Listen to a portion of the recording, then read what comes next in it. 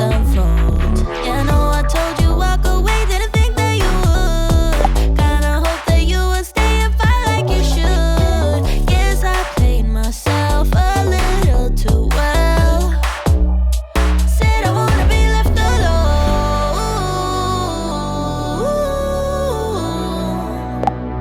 but I never meant all the way gone.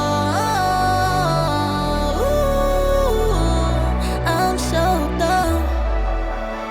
All of my pride, all my stupid rough edges cuts me at night. It's what I get for being reckless. Where are you now? I'm still waiting for that one text that says, baby, I'm coming home. Yeah, I know I told you walk away, didn't think that you would. Kinda hope that you would. Extra, extra, extra. Extra, extra, extra. Extra, extra, extra.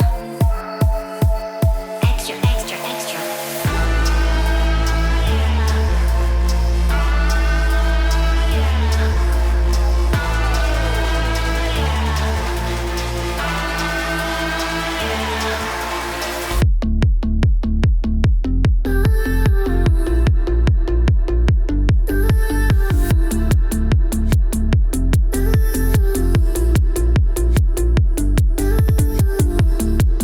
All of my friends gotta get to see all it's sewn up.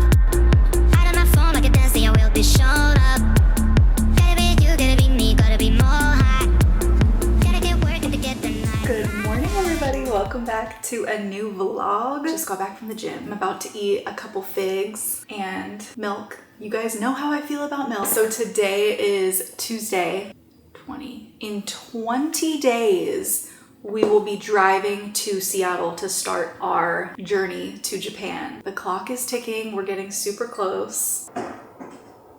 My husband is officially off work. He started his pre-move leave. If you're new here, he's in the military. Like I told you guys, on the 27th and the 28th of October, the movers are coming. So that's 2 weeks away, like 12 days away. We aren't gonna have anything in the apartment for a few days, which is gonna be rough, but that's just part of the process. But anyways, I was watching a video on YouTube that really resonated with me and I wanted to share some of it with you guys. It was a video talking about how you know if, what was the title of the video? 6 ways to know if you have a rare aura. I don't even know why I clicked on the video, but it had some things that really resonated with me. And I love the way that it was worded and I wanted to share it with you guys just to see if you guys resonate with it. So it says the third sign of a rare aura is your ability to sense the energy in a room before a word is spoken. You notice a shift others miss. The tension in a conversation, the falseness in a smile, the heaviness someone carries behind their eyes. It's not a trick. It's not some mystical gift.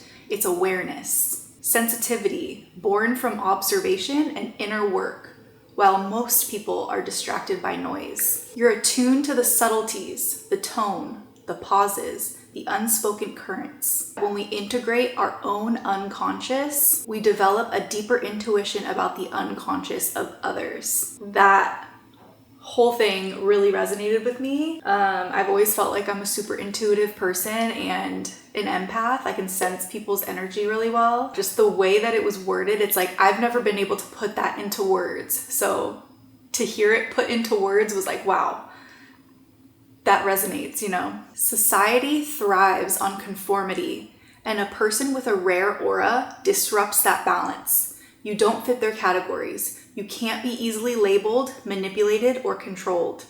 And that makes you, by nature, a challenge to the status quo. This is why you've often felt both magnetic and alien. People are drawn to you, but some also feel the urge to push you away. Fire. On point. I don't know if I've ever resonated with something more. I just wanted to share that with you guys. Let me know in the comments if you resonate with that.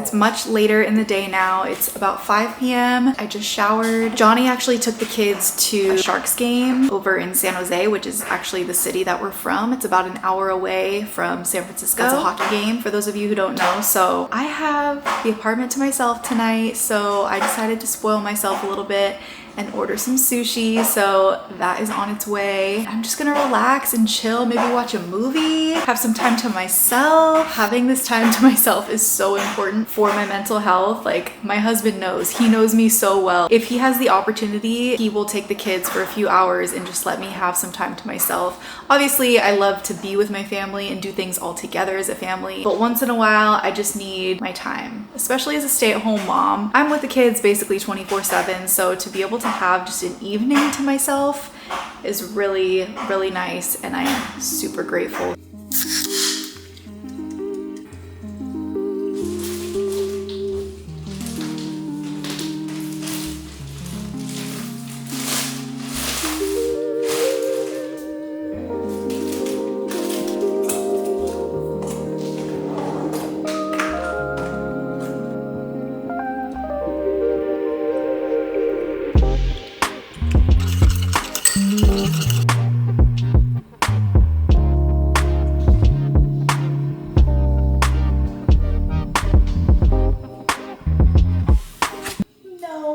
I got a 49er roll, which usually comes with salmon on top, but I substituted it for tuna. I like the texture of tuna better, raw tuna. And then I got a Philadelphia roll, which I love. It has the cream cheese inside, so good. And then I got 2 pieces of, I believe it's the bluefin tuna.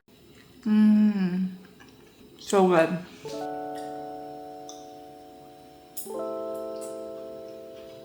Welcome back to the big.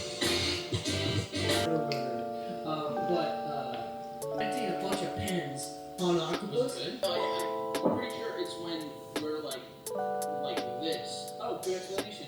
What is that? The Earth. Whoa. And I'm seeing New York, and I'm seeing green. Also, Oh, wait, that's the well, that's right. Or there's like blue red in there. I don't know. First, Alright. You set my soul on fire.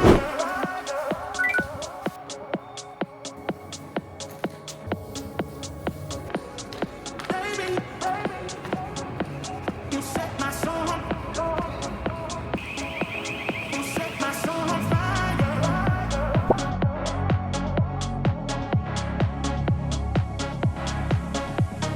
Baby,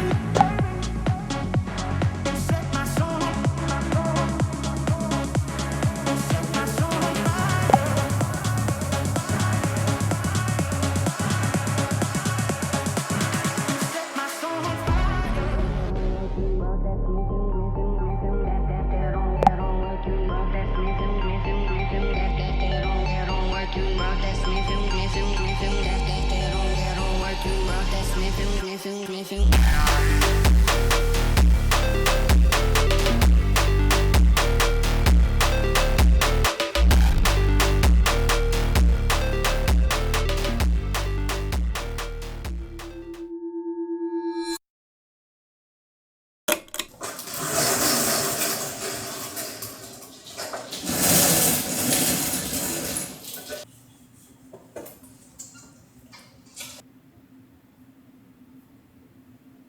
Good morning, everybody. It is Saturday, and I'm just sitting on the couch about to fold this laundry. I was just looking through this book. I was reading this book a few months ago, but I just picked it up and I was looking back at some of the passages that I highlighted. This is called You Are Here, and it's by, I can't pronounce his name, but he's a Buddhist monk. It's all about living mindfully, and that's something that I really enjoy and something that I practice. One thing that he talks about a lot in this book is about when you're out, when you're walking to the store, or you're walking to a restaurant, or you're walking around your neighborhood, or whatever it is. He talks about literally walking as slow as you can.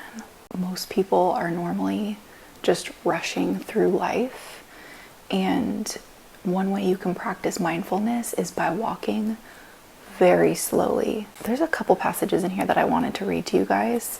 One of them kind of has to do with that. By the way, I'm trying to be quiet because my kids are still sleeping. I have these headphones on, so I'm using the mic, so hopefully you guys can hear me. Here's one part that I highlighted that I really like. We can learn to stop and touch each moment of the day. When you walk mindfully, each step you take can heal and nourish you. It can put you deeply in touch with life, and life's refreshing and healing elements will be fully available to you. Get deeply in touch with the positive elements that are present in yourself and around you.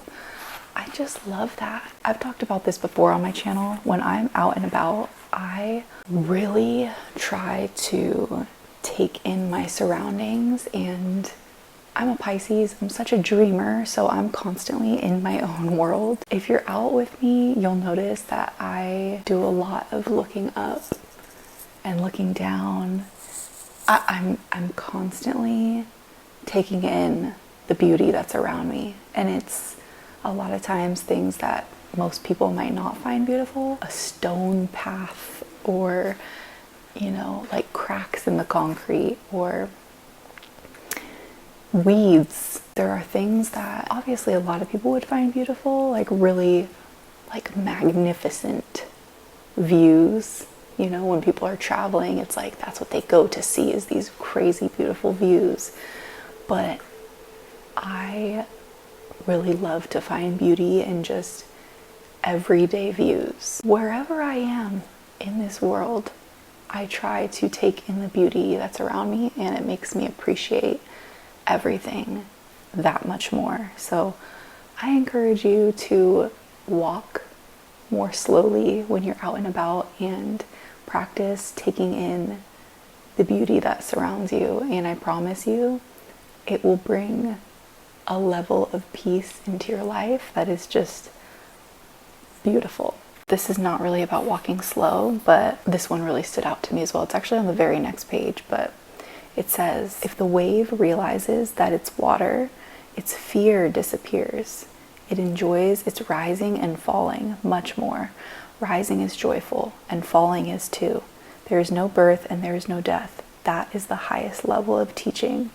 So it's really just about how the ups and downs are all beautiful in this life. And I like how it said, once the wave realizes that it's water. As a human on this earth, you might think of yourself as just one small piece, but we're all connected. The wave is the ocean, you know, and we as humans are all connected in this human experience. And once you realize that, I feel like you kind of step into your power, and that's also a beautiful thing. Going back to walking really slowly, I don't think I mentioned this, but he talks about how when you walk really slow, it's almost like a walking meditation. You know, when you think of meditation or prayer, most people are sitting with their eyes closed, and they're very focused and they're very quiet, which is beautiful. But there's more than one way to meditate, and he talks about how when you walk really slowly and you're taking in the beauty of your surroundings and you're focused on your breathing, it's like walking meditation. And here's something that he says about that. He says, when you are sitting on your meditation cushion, you are established in the present moment. At that moment, you touch life deeply. During walking meditation, you do the same thing. Each step brings you back to your true home, the home of your spiritual ancestors, the present moment. It is in the present moment that life, peace, joy, happiness, and well-being are possible. And I love that, because that's so true. Anytime you start thinking about the past and past situations that you wish you could change, it brings anxiety. Anytime you worry about the future, what could go wrong, what could go right, you bring anxiety.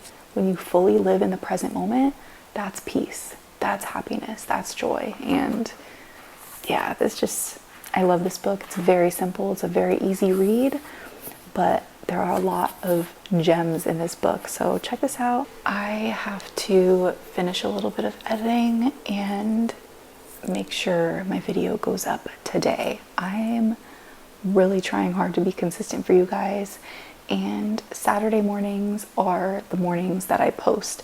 I try to post my video on Saturday before noon if I can, California time. So I'm still drinking Monsters, mind your business.